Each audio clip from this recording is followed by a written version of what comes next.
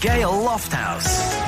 BBC Radio Leeds. Now, my next guest is a visionary entrepreneur and philanthropist who somehow has managed to make something incredibly positive out of immense pain. Really sadly, her daughter Halimah died in 2007. And to honour her life, Zareen has spent years now improving the lives of women all over the world through her charity and her gift wellness brand. I think it's essentially about providing sustainable and natural sanitary products, but it's so much more than that. It's about eradicating taboos. It's about liberation. And now Zareen has a book out. It's called The Gift. It's in front of me. The byline to this as well is one woman's journey from tragedy to building a global business for good. And I'm absolutely thrilled to say that she joins me in the studio, Dr. Zareen Ruhi Ahmed. Hello. Hello. Thank you so much for joining us today and absolutely braving the horrible roads and the terrible weather. I genuinely appreciate you coming in. Now, if I go on your website, it says, I haven't changed the world yet, but it's on my list.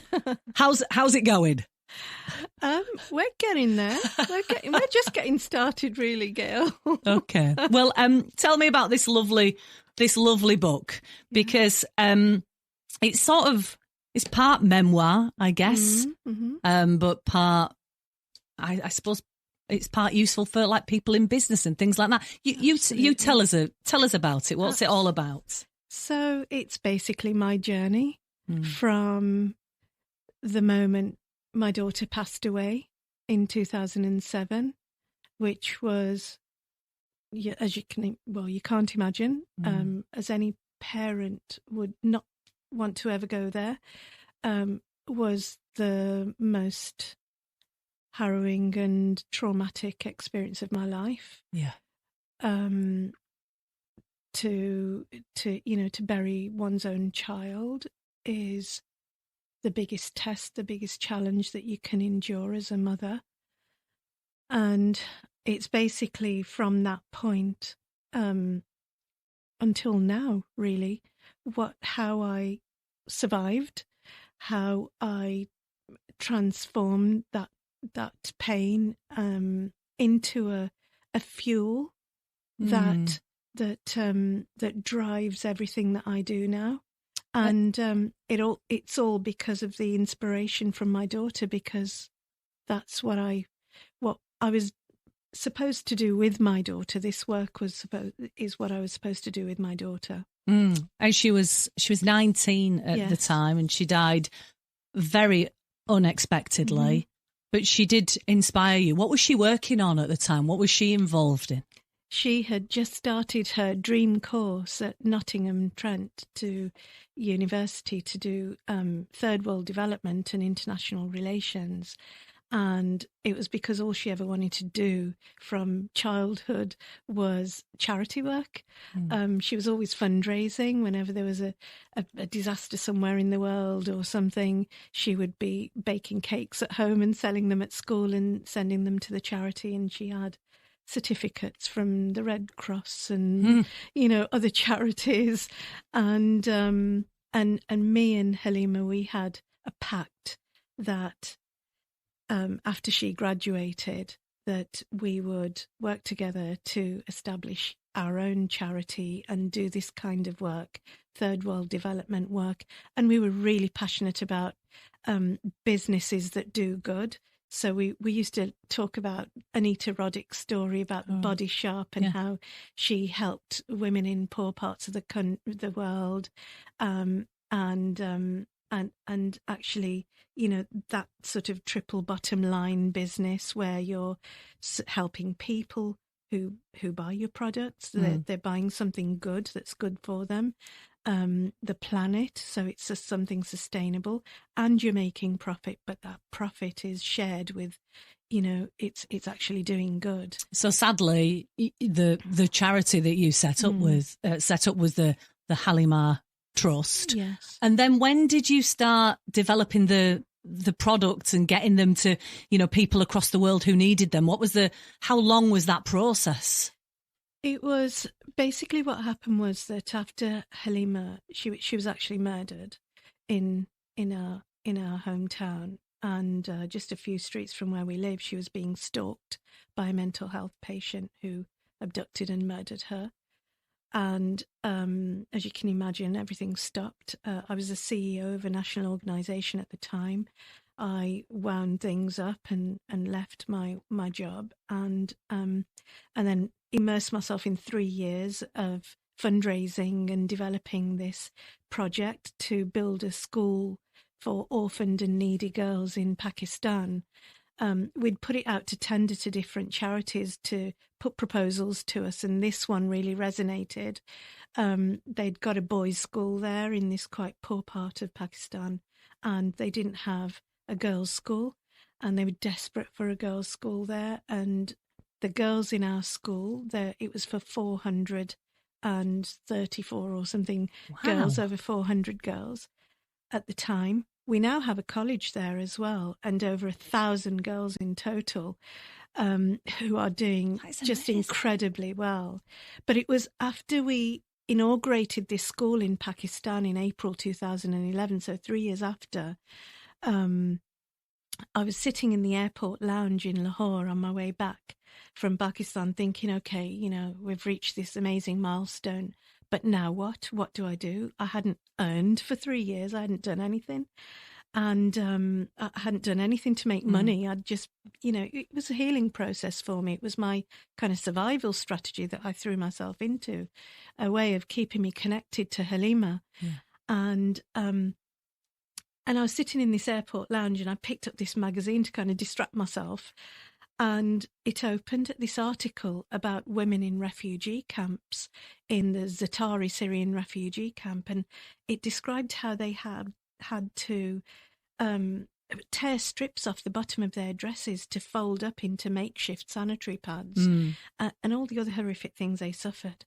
And Gayle, at that moment when I read that, I literally saw myself giving pads to these women, giving these products, sanitary pads to these women. Amazing. And that was the birth of Gift Wellness. And when I came back, it was basically 18 months of research and development, developing my own healthy products, natural products, because everything I found on the market was very toxic and not chemical good for the planet. Wise, you mean? Yeah, chemical wise for women's health as well as for the planet. Right. And so I decided that my business model would be that for every pack I sell, I donate products to women in crisis. And so we started donating locally to food banks. And this was the other thing that was a real shock, was that I realised it wasn't just women in far-fetched places like refugee camps. It was women on my doorstep. Completely. That were suffering. And we've donated over 6.5 million pads so far. And I did say at the top as well, it's actually not just about providing a product. What that product actually does as a knock-on effect for that is absolutely massive, isn't it? Well, look, I mean, right now we're going through a sort of financial crisis in the country. There's a lot of poverty. Food. Did you know there were more food banks than there were McDonald's? Wow. In this country, and even professional women like nurses and teachers many are having to rely on food banks, and wherever there is poverty, there is period poverty.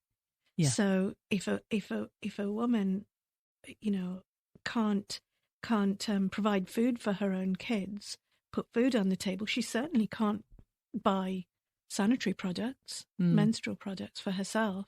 Yeah. So what does she do? And it's something that, we really need to normalise the conversation about this issue in every setting. I feel like that is a conversation that we've definitely had more over the last few years. Yes. And I think what you've achieved is absolutely incredible in the time that you've been talking about.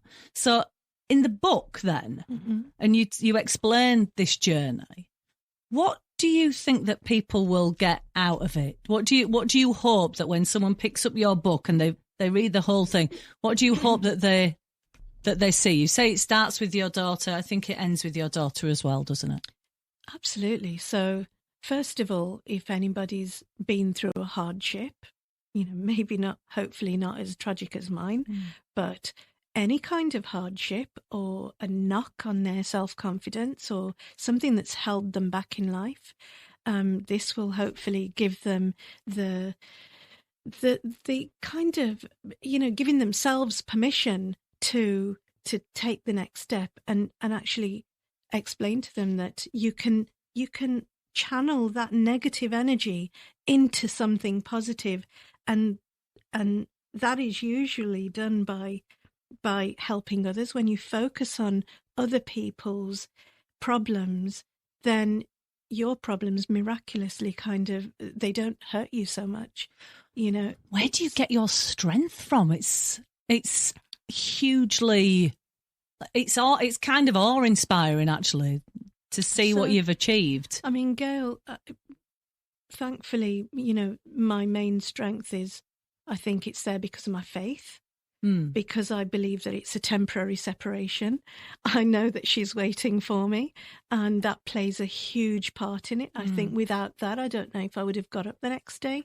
So it's really important to have, whatever you believe, that there is a higher power, that there is, when you put good out into the universe and on this planet, that good will come back to you.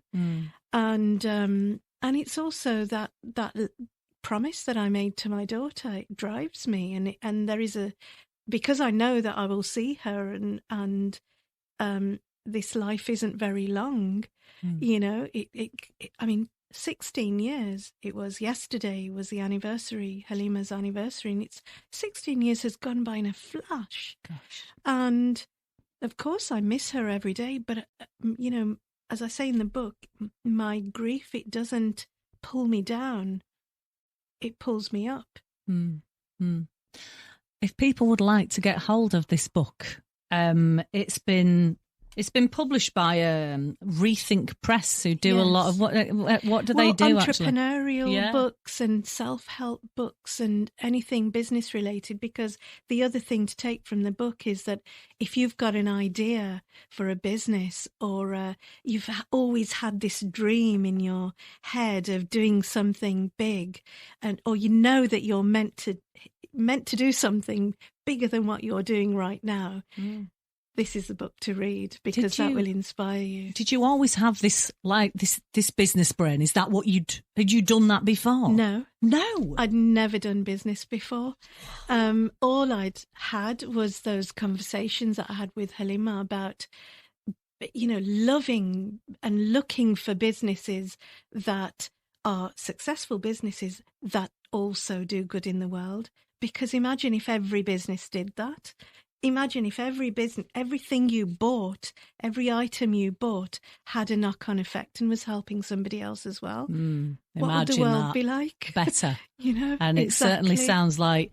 And that's what we're trying to encourage people to do. I think you're already, like I say, I started by saying that you said I haven't changed the world yet, but it's on my list. I think you're getting there. It certainly sounds like you're changing the lives of people, like loads of people as well. So thank you so much for coming in. It's been inspirational to meet you. Welcome. The book is called The Gift. The byline, like I say, is one woman's journey from tragedy to building a global business for good. It's by Dr. Zareen Ruhi Ahmed, and it's available. It's available now. You can get it in... On Amazon. All the great places, Amazon. Get yourself in there and have a little look for The Gift. For now, thank you so much for coming in again. I really appreciate it. Most welcome. Lovely to speak to you. Thank you so much for having me, Gayle. Thank you. You take care.